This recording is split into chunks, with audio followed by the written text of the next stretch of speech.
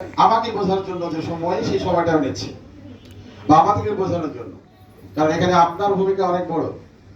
আমরা পড়াবো, আমরা দেখাবো, আমরা শোনাবো, সবকিছু ঠিক আছে, বাট এটাকে পাহারা দেওয়া, এটাকে তৈরি করা, এটাকে ফলো করা এবং এটাকে যত্ন করে সম্পূর্ণরূপে আমার কাছে পাঠানো দায়িত্ব আপনাকে নিতে হবে। আর এই জায়গায় যদি আপনি নীরব ভূমিকা পালন করেন, তাহলে আমি হয়তো ব্যর্থ হব। এই জন্য আমি আপনাকে বোঝানোর জ্ঞান আমার নেই, বাট তথ্য প্রদানের দায়িত্ব আমার।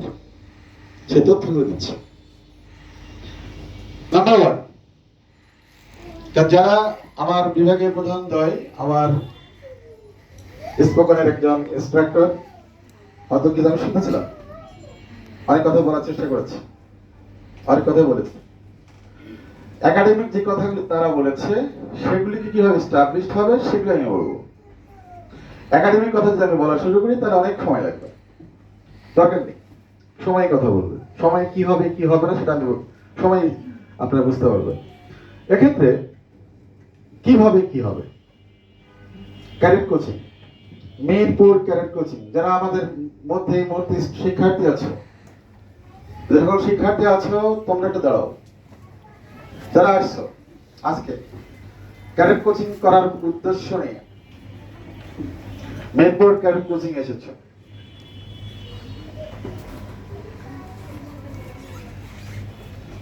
তোমরাই তো বাংলাদেশের এই সবুজ, বা তোমার নীল চোখের সবুজ বাংলাদেশ। এই বাংলাদেশ আগামী বছর, আগামী দিনে এই বাংলাদেশটা কেমন হবে, কি হবে, কিভাবে হবে, তার দায়িত্ব তোমাকে নিতে হবে। আর তুমি সেই দায়িত্ব নিতে পারবে কিনা, সেই দায়িত্ব এখন আমাকে নিতে হবে বা আমাদেরকে নিতে হবে।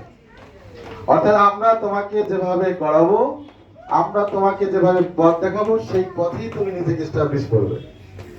আর তুমি সেইভাবে এস্টাবলিশ হবে যেভাবে তুমি দেশকে চাও। এই সকল মেধাবীদের জন্য, এই সকল ভবিষ্যতের নক্ষত্রদের জন্য আমাদের সকলের পক্ষ থেকে তালি হবে। তালির জোরটা একটু কম। আপনাকে টায়ার্ড, আমি টায়ার্ড। গতকাল পর্যন্ত রাত দিন খেটে, মানে বিরতিহীন পরিশ্রম করে আমাদের সময়টা গেছে গতকাল।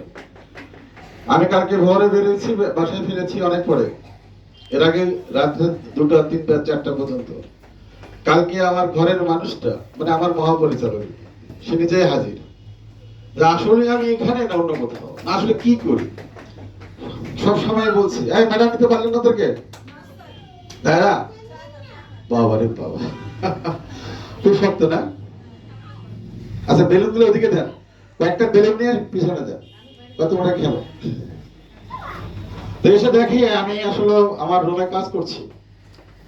তো আমাকে দেখে বলতেছে যে তোমাকে চেনা যাচ্ছে না। আমি কি, তুমি 23 বছর পর এই কথা বললে? 23 বছর পর তুমি আমার চিন্তা করতেছো না? তার 5 বছর পর তো নামও ভুলে যাবো, মানে মজা করতেছিলাম।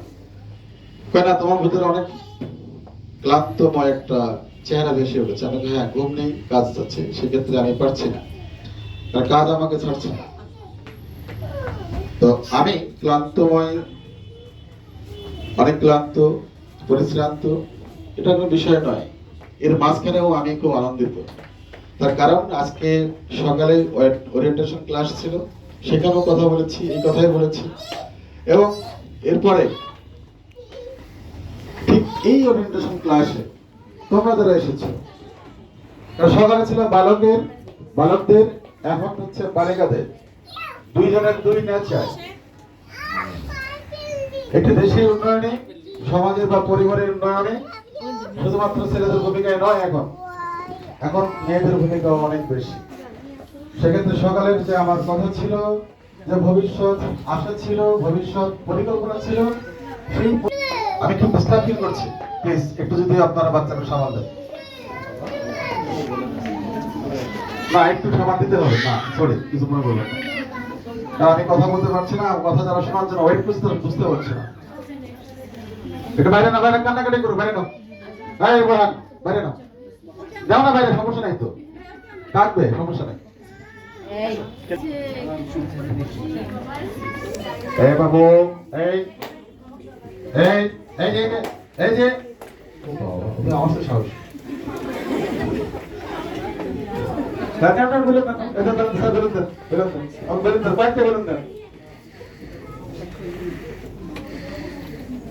আসলে আমি যে কথাটা বলবো ওদের জন্য কি ইম্পর্টেন্ট আমি মনে করি। এই কারণে আমার দর্শক তাহলে দেয় নাই, কারণ কি ও গান তো বোঝেই না কি গান গেছে, ও শুনছে শুধু গান গেছে। গান সুন্দর হলে হবে না, দর্শকও সুন্দর হতে হবে এবং বুঝতে হবে, তারপর না ভালো লাগবে। গান শুনে আমরা হাসি, গান শুনে আমরা যারা দাঁড়িয়ে আছে এদের জন্য আমরা জোরে সোরে করতালি দেবো। করতালি একটা খুব ছোট হয়েছে, কারণ এই তালি তো ওকে উৎসাহিত করবে, এই তালি তো ওকে এখানে আসতে সাহায্য করবে, এই তালি ওকে প্রতিদিন এখানে একটা বছর আসার জন্য ওকে উৎসাহিত করবে। আরো স্বপ্ন নিয়ে পাচ্ছি, ওর ভিতরে স্বপ্ন আছে, ইচ্ছা আছে, এই স্বপ্ন এবং ইচ্ছা মিলিয়ে তো ওকে বড় করতে হবে। আর এটা পূরণ করার জন্য সে দৌড়াবে, এটা পূরণ করার জন্য সে চেষ্টা করবে। ওই চেষ্টা একদিন দুই দিনের জন্য নয়, একটা বছর। আর একটা বছর আপনি বলে কইয়ে রাগ হয়ে লাভ হবে না, ওর ইচ্ছায় আসতে হবে। আর সেই ইচ্ছা নিয়ে পরে কথা বলছি।